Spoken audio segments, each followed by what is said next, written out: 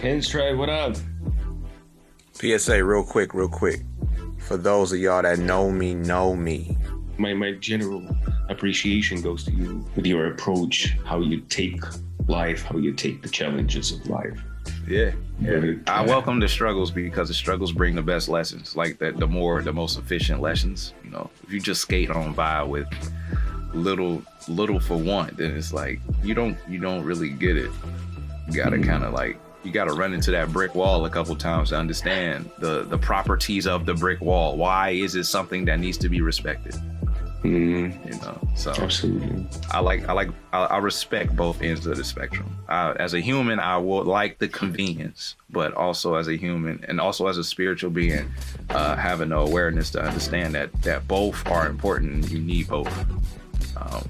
It's just, you know, not controlling, but understand that some things is out of your control. And then the things that you can't control, being able to respond in a way where you're not throwing a tantrum. And even if you are upset, you're not so out of your element that you missed the big picture. One of the main mantras that is continuous with you, at least, is like just taking this a step at a time and, you know, developing a day at a time. How do you take the challenge of like those leaps, or if you pin this higher goal that you want to reach, like, I don't know, you want to get a better job faster, and it just does not happen at this tempo of like, well, okay, I'll try this tomorrow again. What's your mindset on that? My response generally to it is if it doesn't go my way, I'll think about it. I'm a person that like sits and thinks a lot about a lot of things. I don't really take it to heart. Like even when I got discharged from the last job, it was kind of like, oh well, that was kind of unexpected. But I instantly also thought about all of the times where I was, let's say I was in the sidechain meetings and I was venting about, you know, certain issues that was there. I would think back to those things like, okay, I'm granted relief from this thing, you know, and I wanted to be conscious, and when I was having those thoughts, that I wasn't having them out of spite or out of emotion, just trying to keep my emotions in check, you know, be aware of the emotions that I'm feeling, but not to be overruled by, you know, spite or vengeance or wrath or anything negative like that, not to hold anything against them. But back to what I was saying, like when things aren't going the way that I want, I kind of just fall back and just ask, why? Because I'm at a point now where it's not so much like, why am I not getting what I want? It's kind of more so I'm asking the Most High, like, what are you trying to show me? What is it that you're trying to condition me for? What am I to do in this very moment while I don't have this thing? I don't want to be so focused on the carrot that I miss everything else in my peripheral vision or other opportunities that I'm chasing a carrot dangling in front of me, but I could be running past a whole vegetable aisle. You know what I'm saying? Mm-hmm. I could be running past fruits, trees, all of these other things that I should be paying mind to. So sometimes, I mean, I respect people who have laser focus, and I don't have that. It wasn't until I became comfortable and just saying, I'm gonna go in and do what feels good in that particular moment creatively. So when I'm not having things that's going my way, I try to come back from having that vision board. Now, granted, I do have a vision board. Like I got a little whiteboard over here with things that I have, like today's goals. And some days I don't have things, I don't check everything off. You know, I'm just, again, being transparent. Like I'll set some goals and don't get it done. And a lot of the time it's because, well, this thing is cutting it off. But you saw, it's a whiteboard. It's a little whiteboard. It's also interesting that you mentioned the creative process of this, and my impression is it doesn't take you long to finish a track, finish a song. It depends. I last year I was trying to share information or ideas with a couple of guys from Sidechain. I know craq could attest for it. At one point I was advising that guys, that was because the first year of Sidechain, a lot of us, we had a real heart-to-heart moment. We was being transparent about our insecurities and things like that, and I really appreciated that phase because it helped build the foundation of our brotherhood, in my opinion. Just from hearing other people and their struggles, it helped me feel less alienated, because I would go into a lot of places where that imposter syndrome that I struggled with for so long, years, like a year ago, was from, man, am I the only person that's dealing with this?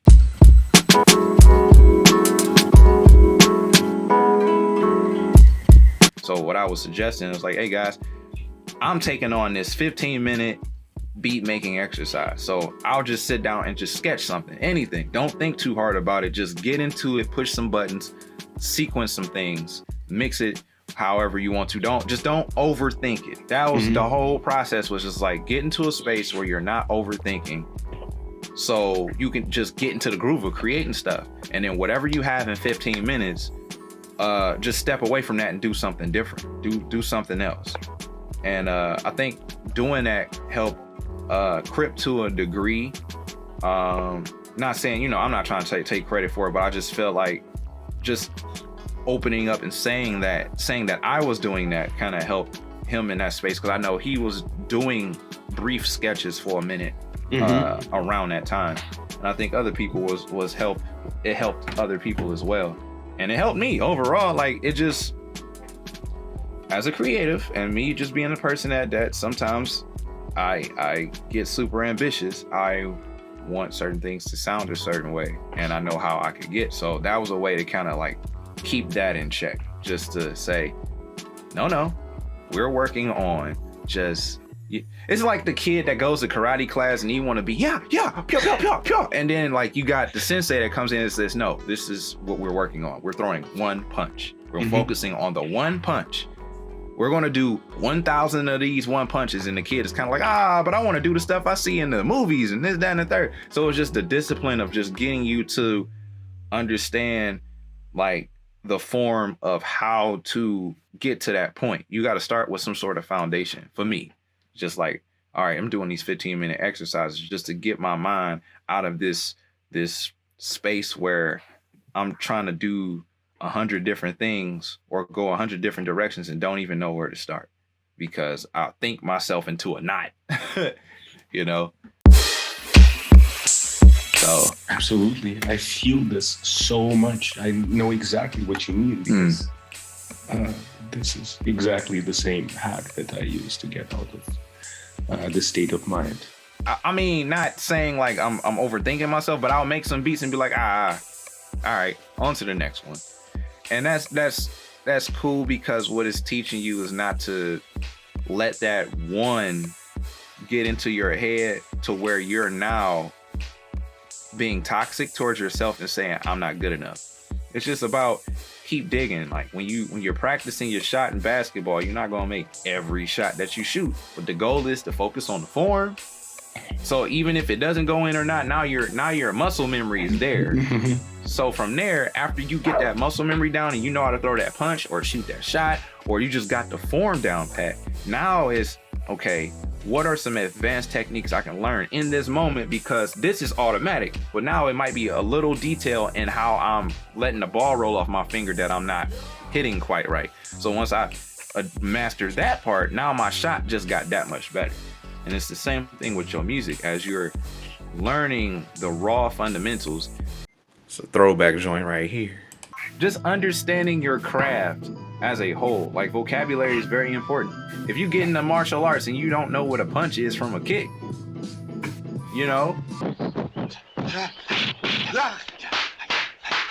and like musically, you want to do the same thing. Like, let's say if you have someone engineering a project of yours and you said, I want it to have punch versus a thump, there's a difference. And the engineer will know right away that that's something that he can do. It's something in the EQ maybe, or the compression. So all of these things are important, and just practicality helps you get there. Like studying and understanding the words and the vocabulary is important, so that when you are actually pressing these buttons and moving these knobs and sliding these faders, you can maneuver around a lot better and have more know-how in your approach. Browsing through the history of your SP beats, you seem to have cracked that little beast in terms of like efficiency, because I find it tedious to work with that, but it's just like you have to make so many decisions right from the start, because then it's like it's done. If you're going resample, you whatever you're doing is committed. So you like you said, you gotta be mindful of it's like sequencing in real time. Because if I record a drum pattern and then resample it into another pad, and I'm like, all right, I'm gonna put some chops on this, you got to think, okay, are the levels, are they coherent? Are they it's not coherent. Is it coherent? I mean, are they going together, or are they clashing? If they're clashing and you didn't adjust the volume, do you want to put compression on there when you resample it? Because whatever you do from there, if your sample is drowning out your drums, you laid them out like that, and now you want to throw all this other stuff in there. Now you're done. Do you have like any hacks that improve the speed of that workflow? For me, I have 3 different SD cards. I have one that's specifically designated for live shows, and then I have 2 for beats. And the reason why I got 2 for beats is because one of the things I tend to do is I'll take a bunch of sounds that I know I can make several beats off of, like a bunch of drums that I generally like go-to drums for me, and I will put them on that SD card with the intention of keeping them for months. And then I'll have some void pads for, okay, I want to try some different drums, and these are going to be temporary. Like, these are my temporary drum spaces, and I'll make a couple beats with those and delete all of those. Yeah, as far as efficiency, man, I just go in, like when I get the itch, usually I'm using this out of town now because I just use my FL.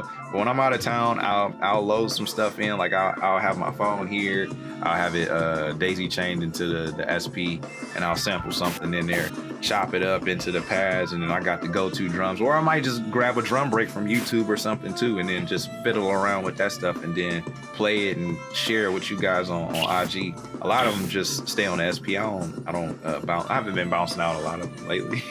I'll just hit that point where I'm really appreciating the sound of the 404. Like, this hardware is incredible.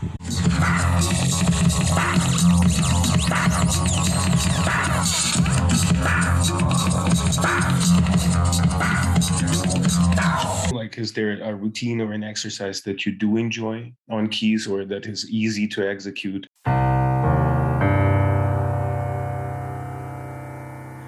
Yeah, so I'll open up FL Studio if I have the itch, and I'll do a 5-minute recording of anything that I want. Like, usually when I'm fresh sitting down at it, I'll start off with the keys that I'm used to, but then I'll branch off into all kinds of other things, like different cadences, rhythms, progressions. I'll get experimental, and I'll just record it for 5 minutes and then listen back to it. I'll have it archived. And sometimes I'll chop it up and put it in a song too. I'll chop and sample my own stuff and accompany it with other things. But that's like one of my favorite things to do. And I do like playing along with other people, but I also have a strong sense of stubbornness where I feel like I'm cheating. So I have to get out of that mindset, because it's not cheating. It's not at all. What is cheating about it? Or like, what is the cheating part in? It's not so much, actually, it's not so much cheating. I'm just stubborn. It's like, I want to learn it myself. So it's like, if I play this song along while this song is playing, I feel like, quote unquote, cheating. But it's really just, I want to learn it without having to necessarily hear it. But I'm working against myself. It's like, no, you just need, put the training wheels on, kid. Like, you're learning it. And the stubbornness part, I think this is the biggest holdback. This is basically saying I will ignore other people's knowledge, or I will ignore any type of help, and will figure this out on my own, which is like, sure, do that, but it will cost you more time. Think about this. It's true. And then here's the kicker, is like, once you get to that point and you figure it out, it's kind of like, oh yeah, you learned it. Okay, next. you being so adamant about FL Studio 12 specifically, like, what is it that you love? So, like, why did you settle with that specific version? Because I had 9, and Dave talked me into upgrading at that point, and I kind of lost some things between 9 and 12, like projects that I couldn't get back. So I told myself after getting this, I'm not upgrading no more. Okay, fair enough. But it's like, honestly, I feel like if I upgraded now, because I understand since between 9 and 12, I didn't know nothing about bouncing out wave files or anything. Like, it's a bunch of solutions to that problem. Now I'm just kind of just stuck in my ways, and I'm just comfortable, and I don't want to, because like I said, it's muscle memory. So imagine having muscle memory and then the thing that you used to pressing ain't there no more. It's like, oh yeah, you gotta adjust now. And I'm like, man, I'm very make do with what I have. And what feature do you like the most about FL? It's user friendly. Like for beginners, like it has the step sequencer there. It's very visual. It's a godsend for a lot of these kids out here, and y'all hear me. I'm talking to you. If it wasn't for piano roll, and you couldn't see the MIDI of what you were doing, you would not be making music right now. I'm not saying that to take shots at anybody. I'm just saying that because that is a fact at this point. And I'm not saying I'm gonna die by FL Studio. That's not my thing. Like, I tease everybody because everybody's like, oh, Ableton. Like, so I want to be that person that kind of just like shakes the nest up, but I don't really care. As long as you can make dope music with it, I'm all for that. My first time using FL Studio, I was like 13 or something, and but I wasn't making beats at that time. I was just, my brothers was messing around with it. They had a cracked version. I was 13. I heard them. I was like, what was they in there doing? I went in there and just filled in some bubbles and made a beat. I was like, oh, this is tight. You know, that was like FL 4 or 5 or something like that. But that's how easy it was. Like, and you still use the template? Like, did you develop that template, the project template, or? Mm-hmm. Yeah. Yep. I update it every other couple months. Because every other couple months, I adjust how I'm mixing something. As soon as I load that bad boy up, my kick is already hitting usually how I want. The snare, all of that. If anything, I gotta turn all the levels on the faders down a little bit just to get that gain stage level to where I want it to be at. 15-minute beats, templates. So you did the 15-minute challenge in FL2? Like, this is the goal to be fast? Yes, you can still do it in MPC too. You just have to be more strategic as to how you do it, because MPC is different. You don't have a big mouse or a screen or anything like that. Mm-hmm. But I have a template on my MPC too. I just have to go to load and plug them in there. But I already have like an MPC 1000, like each track you can name it, and you got different programs. Like, I already have programs in there. I just have to plug the drums into those programs. I was gonna get a live, and then one thing that did set it off, when I asked him about it, he was like, I just didn't like the way it feels, but I had a 2000 and like the live was weird. So, and when he said that, I was like, I'll just go get the OG. I'll get the 1000. It's such a nice compact machine as well. I like that. Yeah. And I like, that's the reason why I picked that over the 2000. Because I had a 2000 and I gave it away for free and I never messed with it, and I regret that. And I was like, maybe I should get the 1000, because at the time I was going over Dave's house a lot because our house was being remodeled. So I wanted something that I could easily transport, and I could just stick that in my book bag. I could stick 1000 in my book bag and the SP in there, and I would just daisy chain them and make beats there. That's another key to like people having their sound, is that template. I didn't start realizing, like, I had a sound conceptually, but it wasn't until sonically, it wasn't until I had that template. Like, so now it's just because my kicks are always, every time is like this, and every time the snare is like that, that really solidified a sound, because that mix is always like fairly consistent. Who wants to start from scratch? That ain't fun. The only drawback to a template, though, is that it's just the same as like when you have a whole bunch of phone numbers in your phone in there, because it's like once you lose it, you don't remember any of it. So it's just, that's the only drawback, is like you got to make sure that you fairly remember what is going on. how is your regular process on sampling in the DAW, and then when you take it to the gear? So I take it when you mentioned you on the SP, you chop it up on the SP, so you do the OG method. By OG, you mean like Copy, I'll paste, record, like trim. I'll have you. Oh yeah. So that's all I'm doing, and I do it. So I do it a lot of time. I just do it random because again, I'm not thinking like I'm not like Jay Dilla that can hear the whole beat just from the sample. Like I'll be in there like I don't know. I like the sample. That's all I know. I don't know how it's gonna go. I'm just gonna chop some stuff up and just put them together, see how it sounds, and just try to reconstruct it that way. So I'll take some chunks and then lay them out, and then lay out some drums. I usually do drums first. I lay some drums down and I just play the chunks and try to put it together in a way where it makes sense. Sometimes I don't want it to make sense. I just go complete abstract, and that's lovely too. You know, it just depends on what it calls for. And some of the drums be chunky and abstract too. Some days I don't care. Like the outro is extremely an example. That's a SP beat. And I played it once in the Sidechain, and the reason why I don't play it in there often is because it's definitely left field and extremely abstract. But the chops and the drums are definitely way out of whack. Like they're way off. And then I forgot I played the synthesizer in there. I was just in there just hitting buttons on my little monologue. I think that beat, I did the opposite of what I usually do. I think I started with that loop because it just kept looping until that one part toward the end where I changed the lift. Mm-hmm. But it just kept doing that soft and light. And then I think I played the drums to that, and it was like, and it just gave it movement.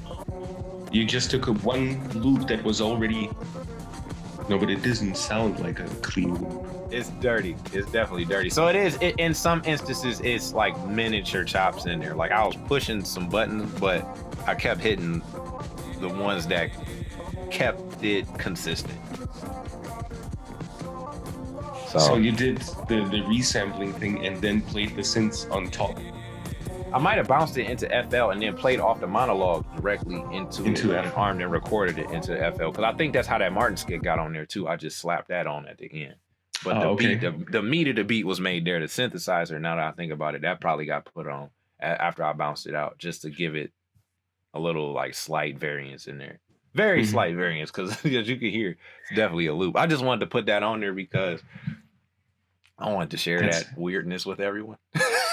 No, it's perfect. This is how music should be. It shouldn't be like predictably in one specific pocket. You know, when you start working on a concept, and then let's say you get a new piece of equipment, or you have a new idea that comes up, and then you start working on that idea, and then that other idea takes you away from the initial idea you was working on. I kept doing that, and that's the reason why I don't put out a lot of projects, is because my brain always goes, do this. Then I'm like, oh, what about this idea? What about this gorilla? And all this other stuff. Like, because right now I got this gorilla idea going on right now, and I've just been working on trying not to be super thematic, but have a general idea of something that kind of glues it all together. Because before I was super thematic, because I listened to like Flying Lotus, so I'm going based off the standard of like Cosmogramma or Until the Quiet Comes, and I just like how those are sequenced and stitched together, and how they like, as different as some of the tracks are, they still cohesively like come together. So I always like aspired to do something like that, but every time I try to do it, it don't quite work out the way I want it to. So I have some that comes close, you know, like Agoraphobe, which is one of my older projects, and like by today's standard, I'm cringing at it. But at that time, that was like my pride and joy. That project was like, at that time, for years, I would say, that's my magnum opus. I gotta find something that can top that. Now it's just kind of like, listen to it now, it's like, ugh. But I have a couple of them where it's like Moon Gazing is another one that was like conceptually supposed to be thematic. But I have to just learn to accept my identity in the whole thing. Like, and what is it that you like sonically rock the most kindly? Like, is there a specific sound that you're chasing, or like something that you slap on every synth in your chain? Man, I really don't know. I really just sit down and I get on my templates and I just want something that sounds like something that just makes me feel good. But just like when it comes to like playing and learning with other guys, sometimes I get in my own way creatively too. It's like, oh, but I gotta have this limitation. You're cheating if you do it this way. No, you can't do that. Nope, you gotta take that off. Nope, you gotta put. So sometimes I'll be putting too many no's in front of me, and I need to just give me the association for the track, the word if, or what pops to your mind? Like why is it? At the time I was making that song, I was thinking about a conversation I was having with my wife, and I think if at that time I was looking at if like condemning it, like it's a negative connotation with it. Like the word if is what's slowing us down right now, because it was like from a stance of her worrying, like if this happens, then blah blah blah blah blah blah, it's gonna happen, and if this happens, I was like, stop worrying so much about the ifs and about what it is right now, because if is conditional, and some of those conditions that you're saying if for, it doesn't even apply to our situation. You're just recreationally panicking. You're recreationally worrying about something that don't even necessarily might not even apply to us. So I called it the word if, because the word if isn't even in the song. My titles either come from what I'm thinking about at that time. It could be something that the song reminds me of, or it's something that I'm going through, or something that I just want to say. Now I'll tell you, Hop Like This, Bunny Bounce, that is in context of the song, because the groove of the song. To me, it sounds like it's a hopping motion. But it's groovy though. It's a little short little tidbit. And well, let me think. What's it called? It all starts with an idea. That's another one where it's no vocals in it. It's just that's what I want to tell you. That's my message to you. It's just like, and I didn't want to say it in the song, in the track, because I feel like it'll sound corny. I can't say it in a way that don't sound corny. Just wanted to say, like, projects, it all starts with an idea. Like, this is how this started. It started with an idea, and it's not finished, but it started from this idea of this concept here, and then it goes on. The bunny hop is another concept. The third one, spooked, is like a full beat. Spooked, that was in the context of what happened too. That was like, at that time, I remember exactly what was happening. I was making the beat. My wife was downstairs. She was in a meeting on the phone. And then all I heard was boom, like big boom. And like, I was like, that don't sound normal. Like, cause I'm upstairs. I go around to the top of the stairs. And as I'm going there, she's running up the stairs like, what was that? What was that? So when she did that, her panicking, it freaked me out. Cause I'm like, oh man, it sounded like somebody just like bust a window or broke in the house. So I told her to call 911, and I'm running around down on the floor, like downstairs, like looking around to see if anything was going on.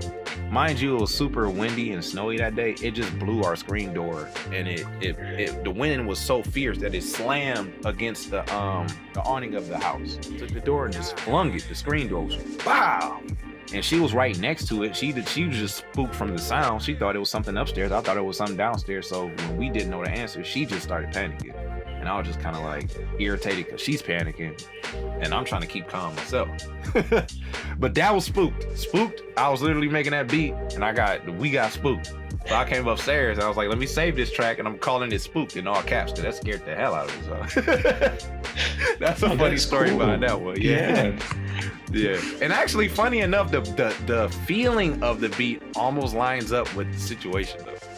I wasn't even like, I didn't make the beat after that happened. I was already working on the beat, and then that happened, and then I named it. And now looking in retrospect, I'm like, that all makes sense. Like, that's kind of funny.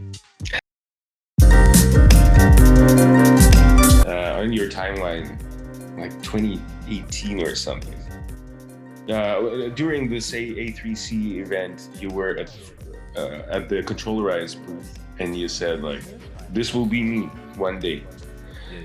And you did play Controllerized, right? So yeah, I definitely manifested that. So, I manifested that for sure. I wrote it down in a journal. I found that journal like a couple months after I played at Controllerized, and that's when I shared it in the Sidechain. Like, yo, I totally forgot that I said I was gonna do this, and I did it, and I put it on the list, and I got it done. You know, not the way that I expected it, but it still got done. So I'm not going to use those expectations and be like, oh no, but I wasn't like on the bill. Like, it don't matter. I played and I rocked it and people enjoyed it. So I did my thing. And I still got more manifestations. It's funny because I manifested that after getting something that I had manifested prior to that at the A3C. I got that monologue through manifestation because I said I was going to get it. And Drums was giving away stuff and he had a raffle and I signed up for it literally at the last minute. He told me right before he did his melodics demonstration, he told everybody like, hey, y'all like free stuff? If you want it, sign up for this raffle. When I get finished with this demonstration in 5 minutes, I'm gonna be drawing a winner. And I was sitting there, I'll never forget, I was sitting there talking to DiBiase, like talking to DB, like one of the guys I look up to. Like this is already freakish. Like this is like dream. Like I saw Jay Phil. I was like, yo, DB, I'm geeking out. I'm talking, laughing. He cool and everything. I'm like, this is unbelievable. And then I hear my government name get called and I got thrown aback. I'm like, who knows my name? I look up and it was Drums. At the time, I didn't know Drums. Like, I just knew him as the guy that ran the event. So I just thanked him. Like, thank you for putting this together. This is dope. And it wasn't like, I love your music. I never heard his music. I didn't know. I was psyched. That was a blessing. A3C, man. Woo. 2018, baby. That was the year right there, boy. Yeah. And you stated pretty much around the same time that what you just said. That it's like the art has become a full-blown extension of yourself. Yeah, like that was the thing that put the battery in my back. That was because I had prayed about it before then, because I've been making music since 2009. And, you know, it was a hobby thing, and it was kind of like, do I jump into it? Or, you know, granted, I still act like it's a hobby, but it's just something that, you know, I'm at a point where I'm respected by peers for. So at that time, I didn't even have that for real, like just from a very limited number of people. Like I had a nice SoundCloud following, but it was like it wasn't a lot of people that personally knew me like you guys do. So 2018, it definitely developed. I had been asking, because I was on a hiatus like for years. I would just make a beat every couple months. I had made a project earlier that year, but it was cool. But I had been praying about it, like, man, is this something I'm supposed to do? I'm asking for a sign. I'm looking around for signs, and then I was getting these tidbits every time. And I was in the right place at the right time. And after that, it was over with. Like, I was like, okay, I'm about to go do the Beat Freak in Cleveland. I started doing that. Got into a good relationship with the record owner, the record store owner. You're a Beat Freak. She happens to be a DJ and an artist in the city, so she consistently would have me up there every month or every other month. And then I met a guy trying to go out to different venues out in Cleveland. I was just desperate, just trying to get anywhere I can go somewhere to play. So it's this one place called Negative Spaces. I went there and tried to talk to the owner or whoever was in charge of booking there. And I'm asking the guy, like, hey, you know, is it possible that if I can like put a show together or play at a show? I was asking, could I just play at a show? I didn't know anything about I could organize anything, and I didn't have any contacts at the time. He was like, yeah, we could, you know, I forgot what he said, something. It was just along the lines of like, we could put you with a show, but it has to be with someone that you know or whatever. So upon hearing that, I was kind of like, ah, man. But a guy that was behind me overheard me talking to him. He was like, yo, I heard that you was trying to like get into doing shows and live performances. And I was like, yeah. He was like, so what do you do? I was like, I make beats primarily. He was like, oh, that's crazy, I rap. And I was like, all right. And the guy doesn't look like he raps at all. It's just it's a blue collar white dude with a big Irish mustache and a beard. And he had this like an Irish themed shirt that says, I hate trash on it. Come to find out that the guy was part of an organization called Litter Bugs in Cleveland. And their whole goal is to clean up all the trash in the city in 24 hours. They do it every year around April. We developed a relationship and we have formed a contract with one another to do a tour for a month. What he did, he had a schedule laid out. Every week we would go to these different places that he already was familiar with that was open mic at these bars. So that's how, when I started doing that with him, I'm standing there, I'm the only black guy on the west side of town with a whole bunch of people that's playing folk music, rock, pop, live on acoustic guitars. Almost everybody there was on acoustic guitars. I'm a black dude with an SP404 playing beats.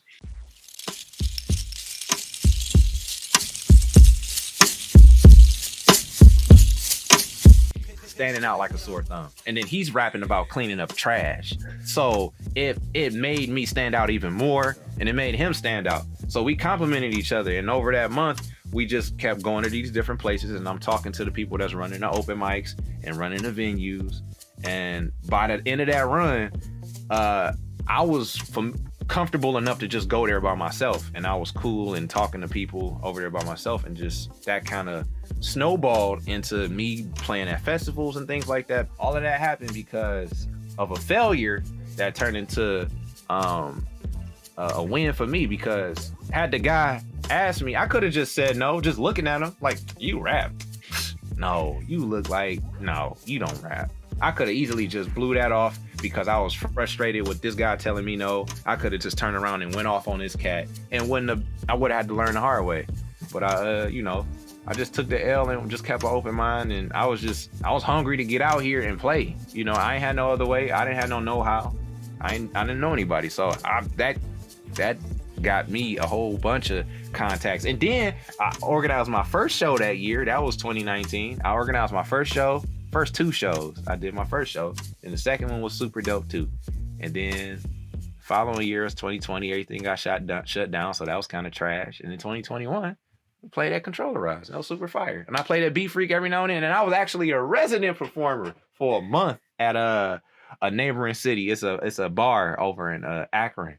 It's called I think it's called Matinee. That's my thing. Like, get you through a tough breakup, I'm the guy. Listen to my album. Or when you was going through a crappy semester of college and the work was beating you down, you got through it by listening to Don't Mind Me or whatever the case may be. Or, you know, if you grieving a loss and just driving around in your car listening to me help keep you comforted. Like, that's what I want. I want to heal you. So, yeah, man. Because you mentioned Dave now several times. What is the... Definitely Dave is that's a funny story too. So, okay.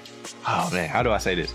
Dave is my nephew-in-law turned best friend / brother. So, and he met me just based off of my nephew bringing him over to my job and was like, yeah, this is Dave. This is the guy I was telling you about. He makes dope music, blah, blah, blah, blah.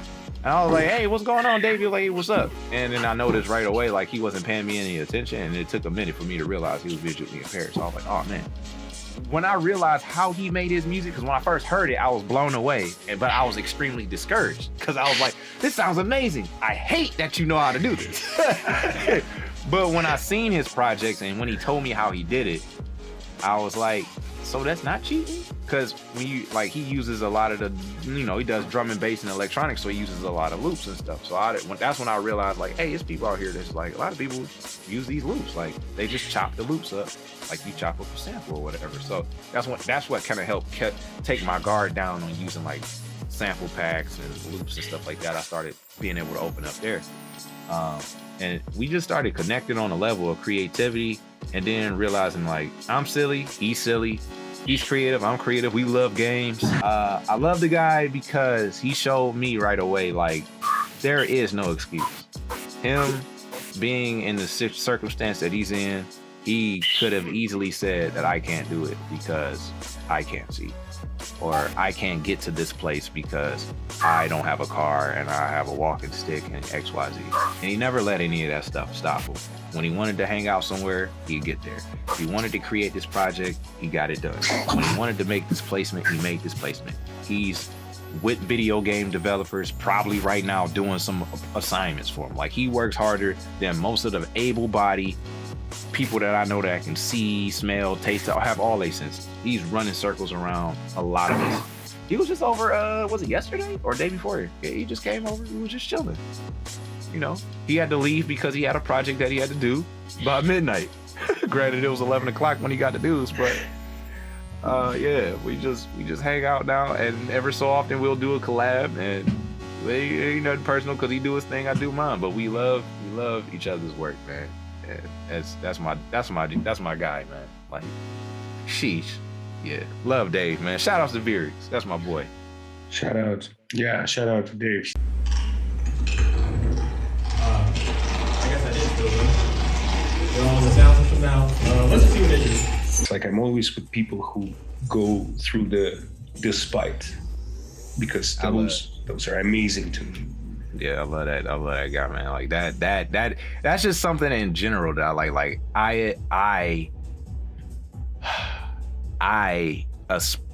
aspire to have that resolve. I think I developed the resolve that I do have. A lot of it came from being around him. You know, just being able to have this statement where you have your foot down and it's planted firmly. Like, I'm going to do this. Yep. There is nothing you can do that can change my mind. We'll find a way to do this. This is doable. You could throw whatever doubts and worries and fears that you want. I am going to get through this, and I'm going to get out of the other side, and I will let you know how it went. You know, you can come along if you want, but if you're gonna sit off on the side and say, well, but I'll see you later. Exactly. So, I mean, I love that, man. Like, and it makes you, and if anything, it should make you want to step yourself up, not gnash your teeth at him or look at him sideways because he's confident. It's not arrogance. It's resolve. Right. Resolve is underrated and underappreciated. Determination. Man. Do you have any type of a hack that you apply, or like, do you have a daily routine or something? Are you making music daily, or is it something that you don't have to do to stay on track with? Recently, I've been trying to get back into doing it daily, because I would do it daily like for the last, like since 2020. I had hit a point where if I didn't make something, I would feel weird. Like I had to do something, and it wasn't like consciously. It was just that I had to itch every day. It was just like, man, Sidechain got me fired up. I love what I'm doing. This is great. I love music, and I still love it. It was just that a lot of the outside factors started kicking in, and I started working a job, and it's like all of that in combination with things that I had going on at home. It was just kind of like, I just want to sit down and play the game. So that's why I say I'm grateful for those struggles, because it's conditioning. The conditioning is important. To build the endurance. You know, sometimes you got to stand outside barefooted just to appreciate being in a house with heat, because you live in a house with heat all the time, and if you ain't doing nothing or being pushed into a place where you have to be uncomfortable, you're going to always expect to be comfortable. And when you're not uncomfortable, now you're blaming the thing that you have faith in. You're blaming God or blaming whatever you want to blame. And now you're thinking of it from a negative standpoint, where it's just really is your mindset. Where's your mindset at? When you want to sit down and make some music, and you don't want to struggle with the beat, you want to have this feeling of great immediately, as soon as possible. Like, what is that fallback? Like, what do you fall back to? What do you return to make this a happy moment instantly? Loops, but then I don't feel happy all the time. It just gotta sound good. My thing is like, if it was in the quote unquote perfect world, if you could just make beats and knew that it was gonna be fire by the end of it, you probably wouldn't make it. There is something, for me, the thrill of the excitement and the pride and joy of the accomplishment is the uncertainty that it's going to turn out well. You're going to certain places when you're traveling because you're familiar with your routine, but when you want something new, the purpose of people of going on vacation is to travel, to get away, to go somewhere that they ain't been before. That's not going to say that. That's not a guarantee that that's going to be a good time. It could be a terrible time. You're going there with the expectation of it to be great. Just like we go and I sit down behind this keyboard because I anticipate to make something great.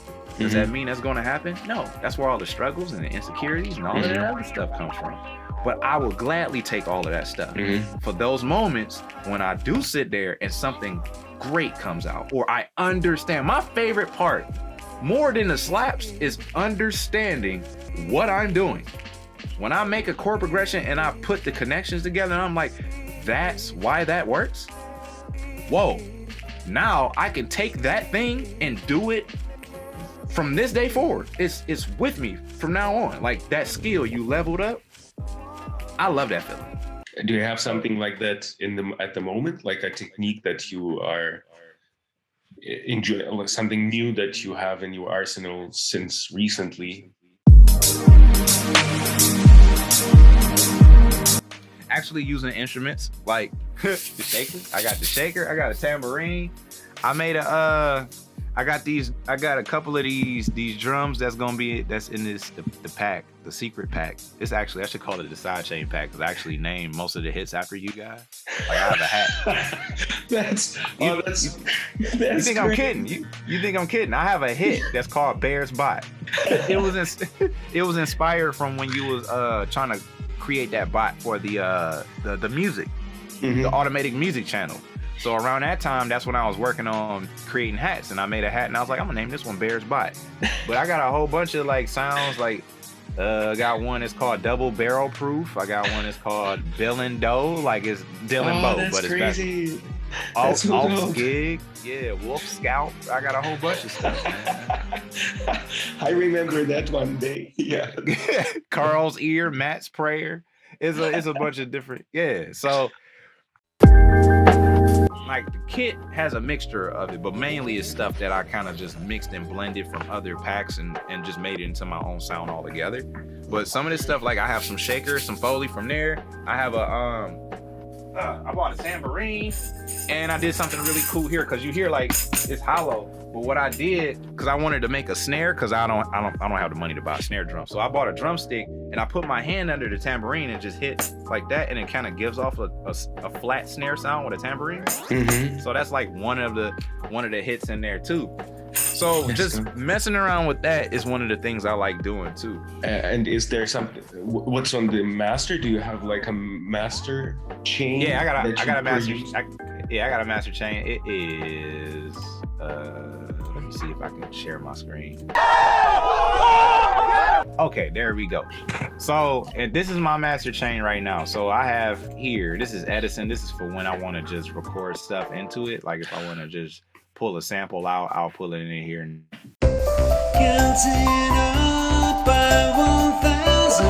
Okay, you probably can't hear the sounds, so that kind of sucks.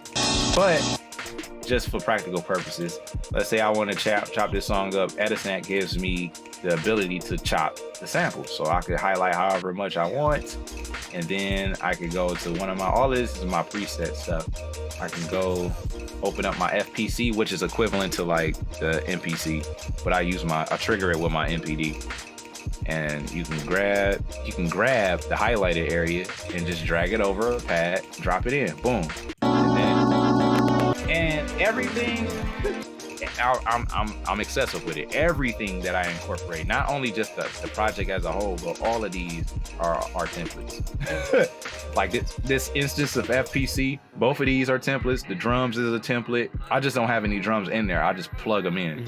But how they're set, like the volume, and even like the ADSR, yeah, the envelope is already, yeah, all of that's already a template, like it's set already. I have my ad libs over here.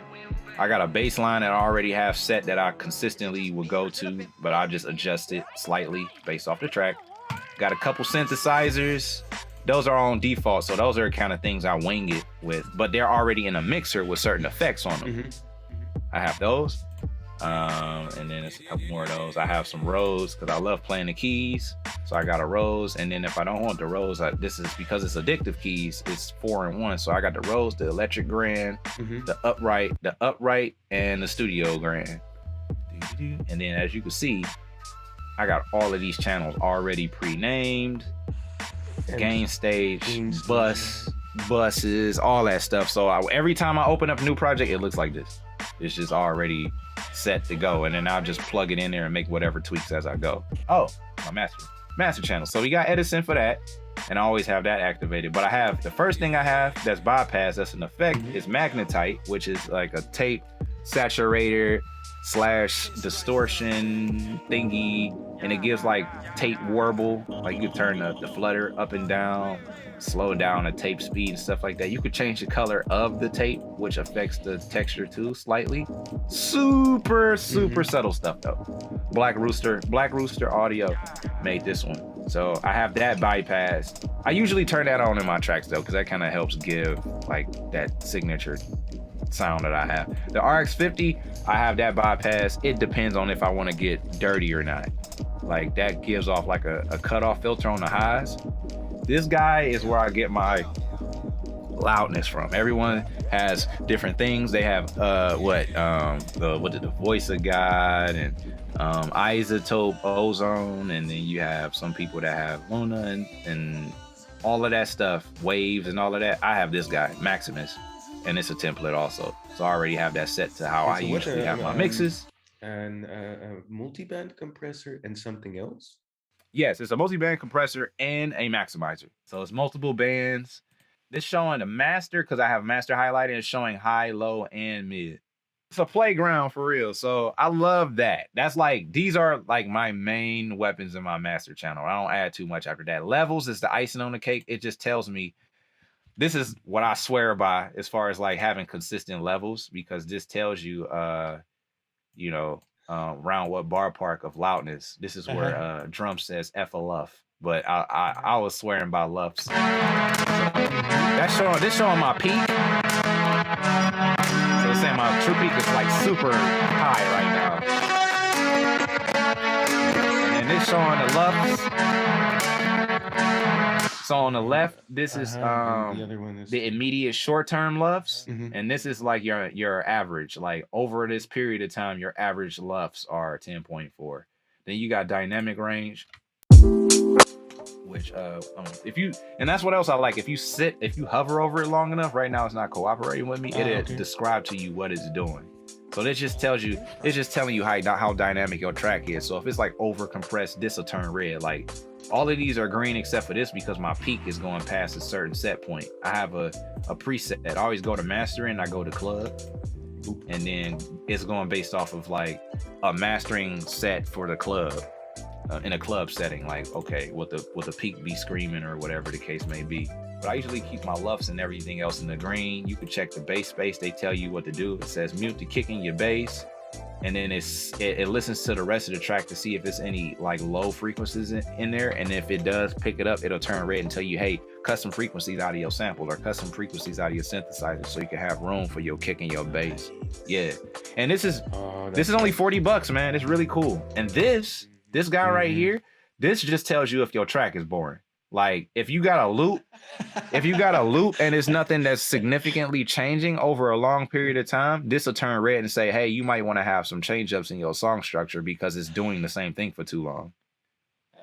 This helps monitor your phasing. So whenever you got if you got a whole lot of stereo stuff going on, you'll see it's showing my track is slowly favoring like toward the front and on the left.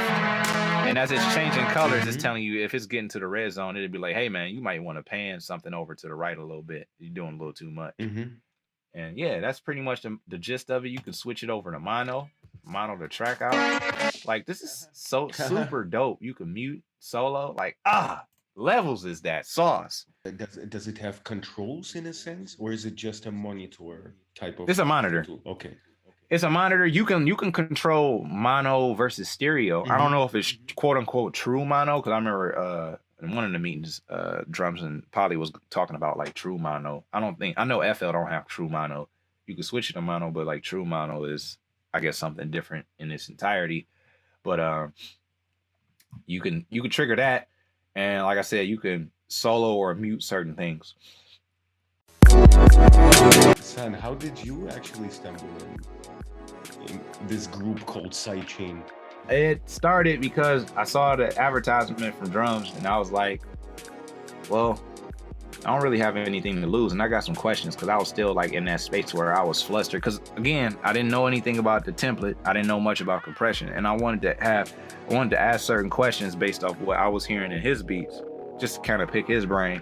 And then I met everybody, and just like the energy, it was totally different than what I expected, because I had been part of like music groups and communities before, but I always had that hint of like competition and people kind of like chopping each other down based off of differences. But here, when it was like embraced and people was respectable to each other, and it wasn't just looked at it like as a pissing contest, I really loved it. But I initially just caught wind of it just from him advertising it the way that he does when he has a new drum pack. Like he was just advertising it, and I was like, oh, $20, and he gonna provide these services? Like, oh, I'm game, I'm in. So I initially started off, you know, going in, watching the videos. Peace, love, gratitude. What's good, man? It's Drums once again, another week, another session. Jumping into the meetings, and then quickly the meetings became like the highlight for me. Like, I still love the lessons, and the lessons are always there for referencing, you know, in hindsight. But it's just like really loving the camaraderie, the Discord, the community as a whole, and being able to have that stuff backlogged in case I do have Ableton or have a certain question about a transformer or something like that. Shout out to you for introducing the beat sets. Yeah, man, I was thirsty. I was like, it just came from like, I wasn't even like I'm about to mess them up. It was just kind of like I played some and I was like, man, just in case they don't like this one, I'm gonna squeeze this other one in there. And I was actually doing it off the 404 at the time. So I was like, I would play a little bit of the beat. I wasn't playing like the full beat. So I was able to transition like in a way and squeeze it in like a 3 minute, 4 minute time limit to where it wasn't excessive. I think had it been like I'm trying to play the whole songs, it might not have flopped. It might not have flew. It might have been different. But yeah, I was the first one that was like, man, I'm gonna try it. If you say no, then no. That's one thing I learned from drums. Is like what I learned from just personally seeing him every week that I love is that at the end of the day, he's human like the rest of us. He's not getting a pedestal or anything like that. He's like, hey, I love making beats and I'm human just like y'all. I'm not getting a royal treatment. I'm not getting no specialty or nothing like that. I built this for us. This is, what do y'all want to do? I work for you guys. So that helped me get over, you know, the ego part of being an artist. Yeah, Sidechain. Giving shout outs to all the homies, baby. Okay, that's enough of me gushing. Cool stuff will happen. You'll learn things. It's fun. It's interesting. Try it out. See what you get. Pause. RZO gonna pause and pause. I mean, do you have a piece of advice maybe that was passed on to you that you would like to pass to the community? Keep digging. I don't know if that was, I mean, it's been given to me time and time again, but never been said in a simple way. But in everyone's different way that's been like served as a mentor. Don't give up, keep going, dig deep, do not stop ever. Do not stop, because the moment that you stop, you're robbing yourself, and that's the end of it. You roll the credits to the movie the moment you stop. It's okay to take breaks. There's a difference between taking a break and giving up and stopping. Too much of anything is a bad thing, you know? So life is beautiful, but life is ugly. It's both are true. Both are true. You know, being, you know, I'm a great guy, but I'm an asshole. Like, that's both are true. It's all circumstantial, you know, and understanding when and to balance out. That is it. I have the most important question to say at the end. Yeah. And that is, why don't you eat cheese?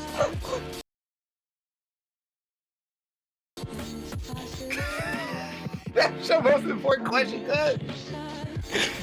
Hold on, man. I gotta stop sharing this with this. Hold on, man. Hold on. You gotta get all this eye contact. I don't eat cheese because it's nasty. No, cheese just nasty. I don't like cheese. Cheese don't taste good to me. Like, and the cheese that I do eat is not real cheese. I eat Cheetos. So if y'all thought it was real cheese, think again. Mario eats it. If it's cheese and Mario eats it, then it is not cheese. So Cheez-Its, cheese nips, all that stuff ain't real cheese, cuz y'all better do y'all research. That ain't real cheese. It's equivalent to death. Me eating real cheese. If we say, yeah, we gonna get all the answers out and we gonna give them cheddar first, then we gonna give them Swiss, then we gonna give them the Gouda, then I'm giving you all the access codes, bro. I'm sorry. Call me a sellout. I can't do it. Something similar in music which you consume, or like something that you would never produce or would never consume in No, it's not Wait, anything that is like off the top of my head that's like cheese. No. There are genres that I prefer not to listen to. Like I don't really listen to opera. It's not frowned upon. It's just that if it's playing in a radio station, I'm just gonna turn it. It's not really gonna be like ugh. It's just that I'm not consciously like anticipating to hear opera. But I will say this, there may be genres that I don't really care for, but I do believe that in every genre there is a song that I am capable of liking, even if I don't agree with this way of life. Like heavy metal, I don't really care about heavy metal, but there is a heavy metal song about cats and I love it. Kitty cat, kitty kitty kitty cat. I like that, man. It's on YouTube too. I was telling people like you can YouTube anything at this point age. You can't talk about hip hop is dead. It ain't what it used to be. Yes, it is. You just have to have the wherewithal to stop waiting on the government and society and these media companies to spoon feed you what it is that you're expecting. That real hip hop is there. You just got to type in those hotkeys on YouTube or SoundCloud or Audience. They're out there. If you want, I guarantee you that there is a multiplication rap out there that is somewhere that it really sounds good. It's out there. I'm telling you, they had songs where the beats was slapping and the raps was good about voting in 2020.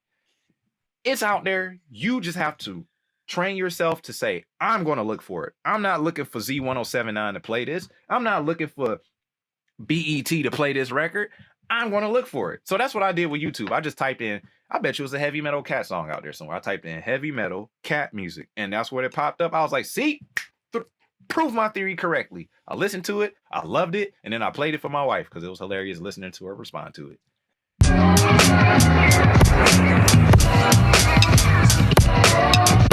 Well, I mean, following your logic, there is a cheese out there that you will enjoy at some point, so I'm not giving up on that. You gotta get me to the point where I can even open my mouth to eat it. It might be, man, because it was something that I tolerated, but because it was like at that time it was on pizza, like white, like whatever, like light provolone. But even if it was, I was like, I don't like the texture, gooey. All the stuff that you guys like about it, I hate about it. It tastes so good. It's cheesy. I'm like, I don't like the cheese. It's so gooey. Look at the piece when you lift it up. It's all stuck. It's sticky. I don't like that. That's me. I'm that guy. I don't like all that stuff. You like Green Bay Packers? You like them cheese heads? I don't like them cheese heads. Why you like cheese? Y'all the Packers. Y'all packing cheese? This was a great time. I appreciate this interview, man. Appreciate you reaching out and setting this up. This fire. Woo! Absolutely. Got another one in the back. Can't see me playing my guitar. I'm playing my little guitar. Yeah, I appreciate you. Thank you so much. Nope. Thank you, bro. Love you. Love all you guys. Shout outs to everybody. Those of you watching, keep digging. Don't mind me. It's dropping tomorrow, which is we gonna be backlogging anyway. So it's gonna be that's February 2nd, 2022. I'm gonna be doing great things. Mark that. Mark this word. Mark this word. It's manifestation. I'm gonna check me out 5 years from now. I'm gonna look back and be like, yo, I really said that. Yeah. Happy. Peace and love, y'all. Peace. Thank you. Have a great one. Peace. See you on Thursday. Will do. That's tomorrow. Let's go. Hey. Oh, yes, right. Shit, me too. Get my stuff together. Hey, yeah, I gotta get one too. I think I want to play all new stuff. So, yeah, let's get it. I'll catch you, man. Right. 1